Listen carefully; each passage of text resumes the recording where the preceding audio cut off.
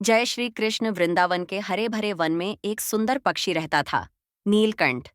उसके पंख नीले आकाश जैसे चमकते थे और जब वह उड़ता था तो मानो आकाश की गहराई धरती पर उतर आई हो।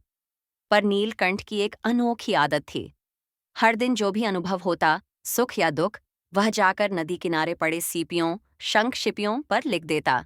खुशियों के पल हों या दुखद क्षण, सब कुछ वह अपनी पोटली में बांधकर अपने साथ रखता। दिन बीतते गए और पोटली का बोझ बढ़ता गया।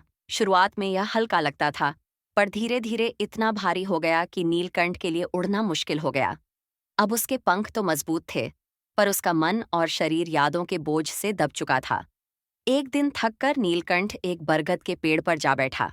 उसकी आंखों में थकान और चेहरा उदासी से भरा था। उसे लगने लगा, क्या अब मेरी उड़ान कभी लौट कर नहीं आएगी? तभी वहां आया एक सुंदर पनमोरा, रंग बिरंगे पंखों वाला। वही मोर जो श्री कृष्ण का प्रिय है, जिनके सिर पर मोर पंख सुशोभित है। मोर ने नीलकंठ की ओर देखकर पूछा, मित्र, तेरे पास पंख भी हैं, शक्ति भी है, फिर तू इतनी थकान और उदासी में क्यों है? नीलकंठ ने अपनी भारी पोटली दिखाते हुए कहा, ये मेरी यादें हैं। हर दिन की हर घटना मैंने इन सीपियों पर लिखकर सहेज ली है। मैं इन्हें छोड़ नहीं सकता। यही मेरा जीवन है। मोर मुस्कुराया और बोला, स्मृतियां सुंदर होती हैं, पर जब वे बोझ बन जाए तो जीवन की उड़ान रोक देती हैं।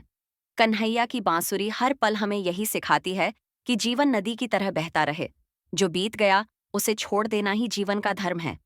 कहानी को हृदय में सीख बनाकर रखो, पोटली में बोझ बनाकर नहीं। नीलकंठ के मन को यह बात छू गई। उसने धीरे से अपनी पोटली उठाई, नदी किनारे गया और सब सीपियां उस बहती धारा में छोड़ दीं। ज्यों ही पोटली जल में डूबी, नीलकंठ के पंख हल्के हो गए। वह पहली बार सचमुच आजाद महसूस करने लगा। उसने अपने पंख फैलाए और आसमान में ऊंची उड़ान भरी।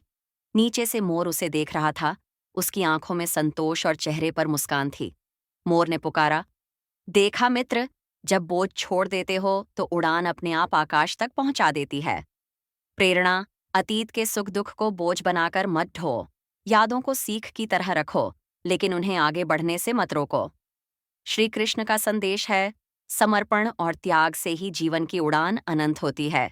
फिर मिलेंगे कृष्ण कृपा की नई कहानी के साथ। कान्हा जी को लाइक और सब्सक्राइब जरूर करें।